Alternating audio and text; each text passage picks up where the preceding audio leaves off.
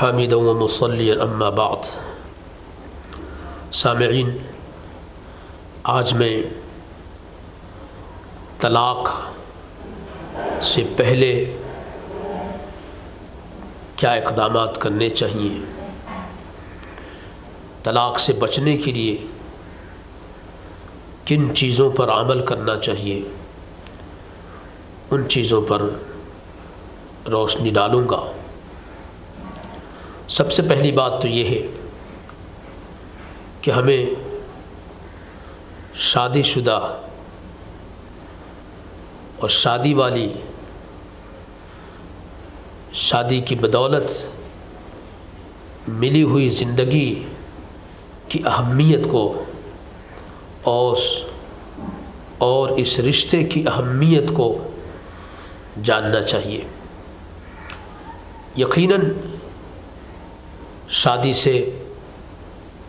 ملنے والے اس رشتے کی اہمیت بہت زیادہ ہے۔ یہ رشتہ دو انسانوں کے درمیان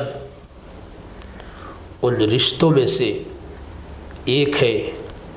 جو اللہ کو سب سے زیادہ پیارا ہے۔ اللہ تبارک و تعالی نے اس رشتے کی اہمیت کو بتاتے ہوئے یہ بیان فرمایا کہ میں نے ہی تمہارے لیے جوڑوں کو پیدا کیا اور میں ہی میاں بیوی کے درمیان محبت پیدا کرتا ہوں۔ گویا کہ اللہ تبارک و تعالیٰ کے یہاں یہ وہ رشتہ ہے جس پر اللہ تبارک و تعالیٰ فخر فرماتے ہیں اور جس کی پیدائش کو، جس کی وجہ سے محبت اور الفت کی پیدائش کو اللہ تبارک و تعالیٰ اپنا بڑا کارنامہ قرار دیتے ہیں۔ اس لیے اس رشتے کو بچا کر رکھنے کے لیے ہمیں ہر ممکن کوشش کرنی چاہیے۔ اللہ تبارک و تعالیٰ فرماتے ہیں وَمِنْ آيَاتِهِ أَنْ خَلَقَ لَكُم مِّنْ أَنفُسِكُمْ أَزْوَاجًا لِتَسْكُنُوا إِلَيْهَا وَجَعَلَ بَيْنَكُم مَّوَدَّةً وَرَحْمَةً إِنَّ فِي ذَلِكَ لَآيَاتٍ لِقَوْمٍ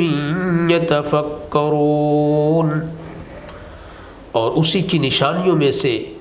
یہ ہے کہ اس نے تمہارے واسطے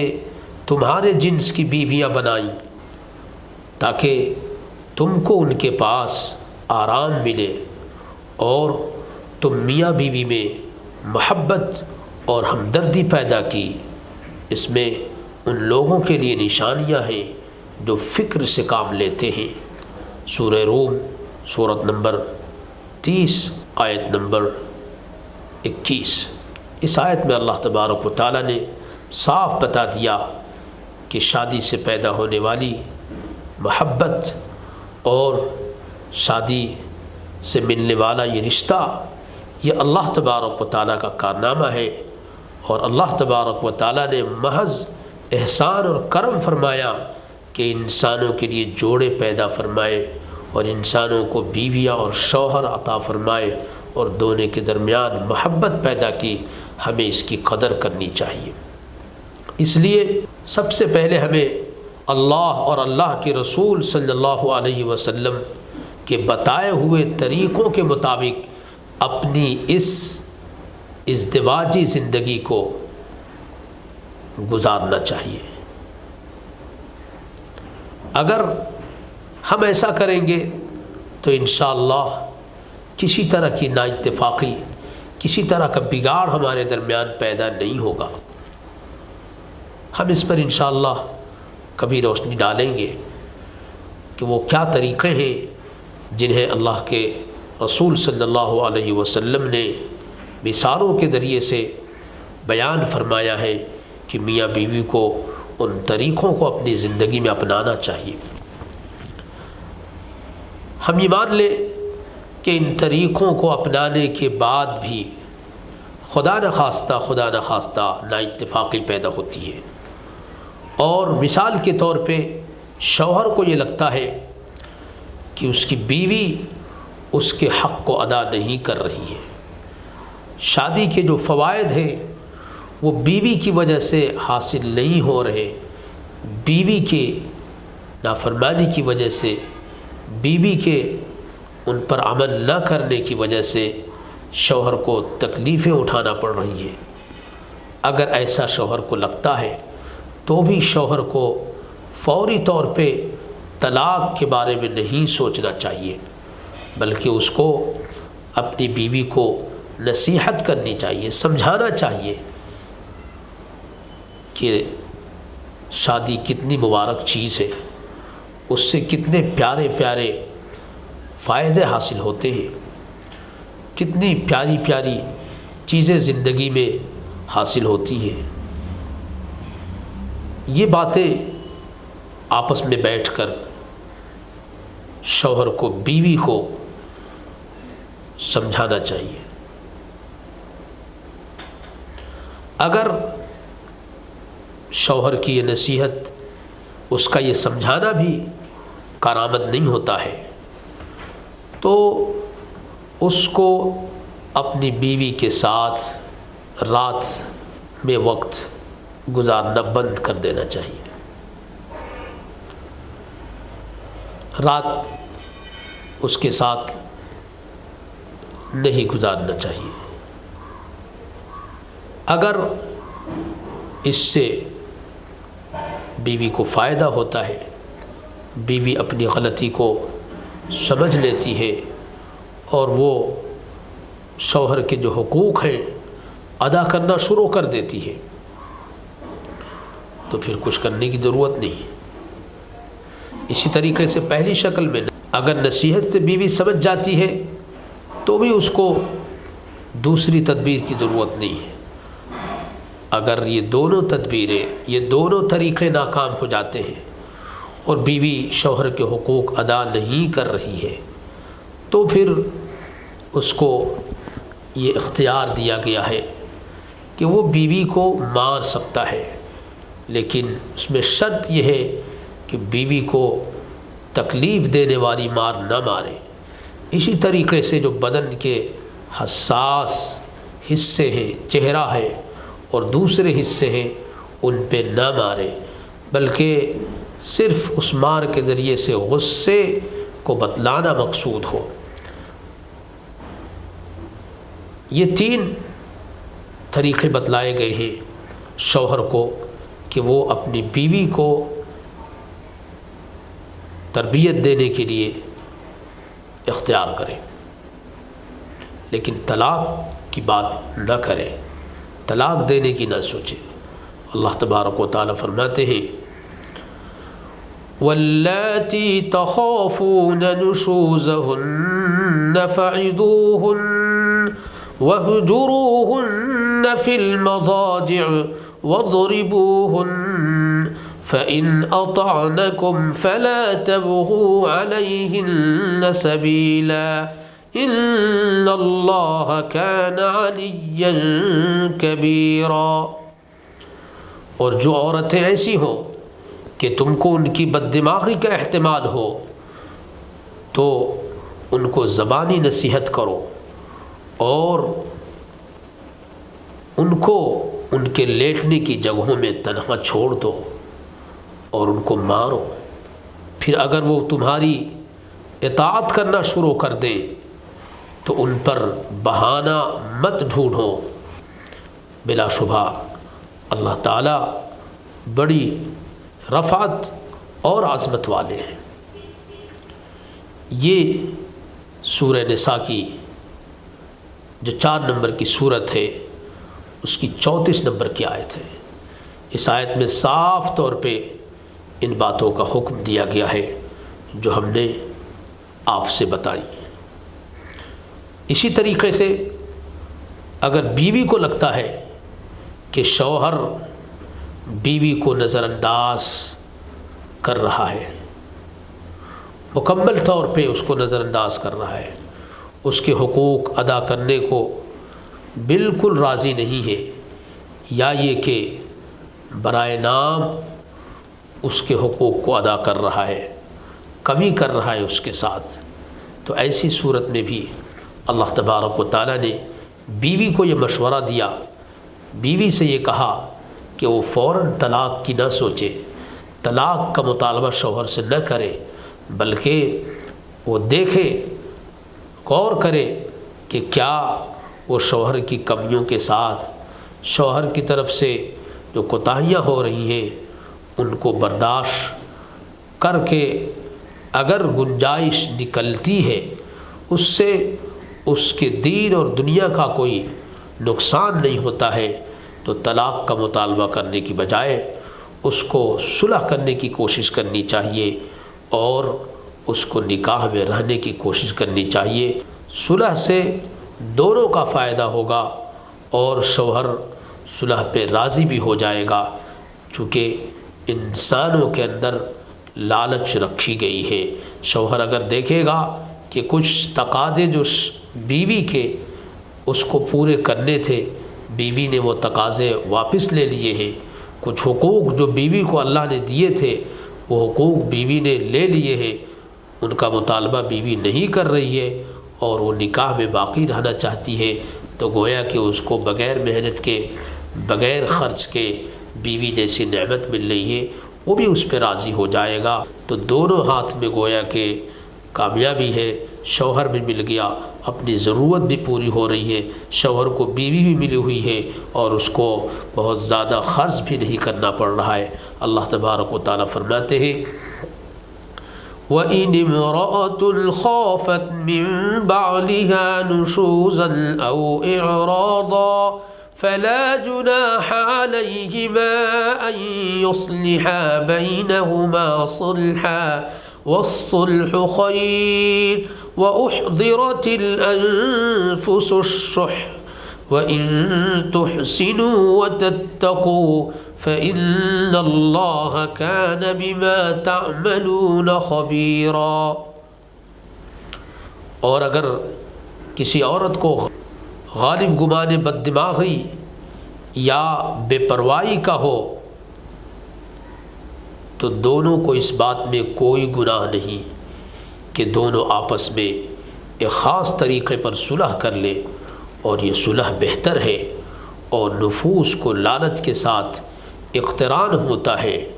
اور اگر تم اچھا برتاؤ رکھو اور احتیاط رکھو تو بلا شبہ اللہ تعالیٰ تمہارے اعمال کی پوری خبر رکھتے ہیں۔ اسی طریقے سے اللہ تبارک و تعالیٰ نے معاشرے کے ذمہ داروں کو بھی اس بات کا حکم دیا ہے کہ انہیں جب معلوم ہو کہ میاں بیوی کے درمیان نا اتفاقی ہو رہی ہے، دشمنی پیدا ہو رہی ہے، دونوں کا رشتہ ٹوٹ سکتا ہے، تو انہیں یہ چاہیے کہ وہ صلح کی کوشش کریں اور دونوں کے خاندانوں میں سے ایک ایک ایسے شخص کو چن کر بھیجے جو صلح کرانے کی صلاحیت بھی رکھتے ہوں۔ اللہ تبارک و تعالیٰ نے فرمایا کہ اگر یہ دونوں لوگ مخلص ہوں گے اور دونوں کے درمیان بناؤ چاہیں گے تو اللہ تبارک و تعالیٰ ان کی کوششوں کو ضائع نہیں کریں گے اور میاں بیوی کے درمیان محبت پیدا ہو جائے گی اور طلاق جیسی لعنت سے دونوں بچ جائیں گے۔ اللہ تبارک و تعالیٰ نے فرمایا وَإِنْ خِفْتُمْ شِقَاقَ بَيْنِهِمَا فَابْعَثُوا حَكَمًا مِّنْ أَهْلِهِ وَحَكَمًا مِّنْ أَهْلِهَا إِن يُرِيدَا إِصْلَاحًا يُوَفِّقِ اللَّهُ بَيْنَهُمَا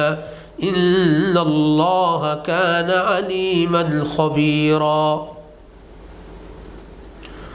اور اگر تم کو میاں بیوی میں دشمنی کا اندیشہ ہو تو تم لوگ ایک آدمی جو صلح کرانے کی صلاحیت رکھتا ہو مرد کے خاندان سے اور ایک آدمی جو صلح کرانے کی صلاحیت رکھتا ہو عورت کے خاندان سے بھیجو۔ اگر ان دونوں آدمیوں کو اصلاح منظور ہوگی تو اللہ تعالیٰ ان دونوں میں اتفاق پیدا فرما دیں گے۔ یہ سورہ نساء کی 35 نمبر کی آیت ہے۔ ان تمام آیتوں سے دو باتیں معلوم ہوتی ہیں۔ پہلی بات تو یہ ہے کہ میاں بیوی کو اپنے مسئلوں کو، اپنی پریشانیوں کو سامنے رکھتے ہوئے فوری طور پہ طلاق کے بارے میں نہیں سوچنا چاہیے، بلکہ اپنے طور پہ پہلے اسے حل کرنے کی کوشش کرنی چاہیے۔ خاص طور سے شوہر کو اپنے طور پہ صرف کسی ناراضگی کی وجہ سے، کسی تکلیف کی وجہ سے، بیوی کی طرف سے کسی بات کو نہ ماننے کی وجہ سے ایسا نہ ہو کہ وہ فوراً اپنے طور پہ طلاق کے لفظ کو استعمال کر لے، بلکہ وہ ان تمام مرحلوں سے گزرے جن کا اللہ تبارک و تعالیٰ نے حکم دیا ہے کہ نصیحت کرے، اس سے ناراضگی کے لیے اس کے ساتھ رات گزارنا بند کر دے، یا اور ناراضگی کے لیے دوسرے جو طریقے ہو سکتے ہیں، مثلا بات چیت کرنا، وہ کچھ دنوں کے لیے بند کر دے، یا اور جو طریقے ہو سکتے ہیں کہ دوستانہ انداز میں بات چیت نہ کرنا، کھل کر پیش نہ آنا،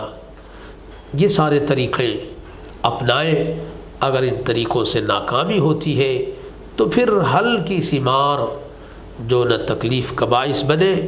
اور نہ ہی کسی شرمندگی کا ذریعہ بنے، اس کو اختیار کرے، اور اس کے بعد بھی اگر ناکامی ہوتی ہے تو بڑوں کو شامل کرنا چاہیے، مفتیان اعظام کو شامل کرنا چاہیے، دارالقضاء کے قاضیوں کو شامل کرنا چاہیے، ان کو اپنے حالات بتانے چاہیے، اور ان حالات کے پیش نظر جب تمام لوگ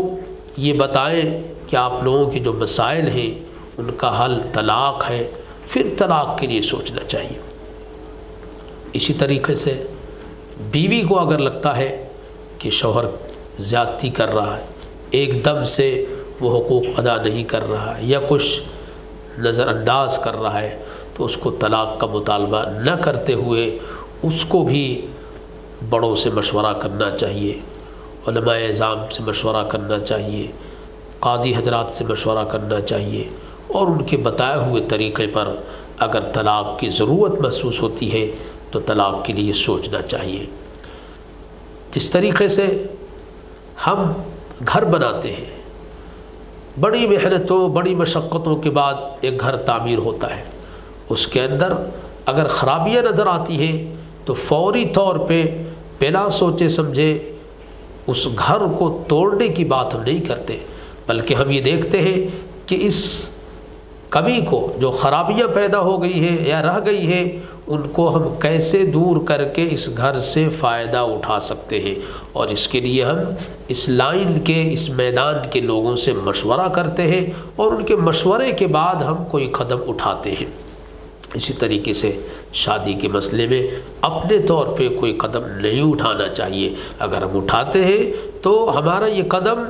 مانا جائے گا، لیکن نقصان ہم کو ہوگا، کسی اور کو نہیں ہوگا۔ جیسے اگر کوئی گھر کی خرابیوں کو دیکھ کر گھر کو منہدم کر دے تو نقصان اس کا ہوگا، اسی طریقے سے نقصان ہمارا اس مسئلے میں ہوگا۔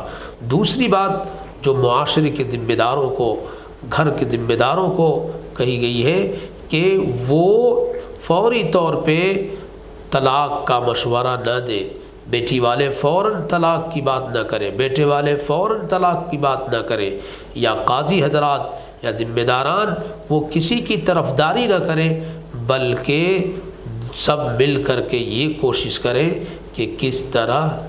بناؤ ہو جائے۔ اگر بناؤ کی شکل ہے اور وہ مخلصانہ کوشش کرتے ہیں، کسی کی طرفداری نہیں کرتے ہیں، کسی کی جانبداری نہیں کرتے ہیں، تو یقیناً اللہ تبارک و تعالیٰ ان دونوں کے درمیان، اگر یہ دونوں چاہتے بھی ہیں تو محبت پیدا کر دیں گے، اور ان کے درمیان کا جو بگاڑ ہے، جو تکلیفیں آ گئی ہیں، دوریاں پیدا ہو گئی ہیں، وہ دوریاں ختم ہو جائیں گی۔ تو خلاصہ یہ ہے کہ تکلیف کی وجہ سے طلاق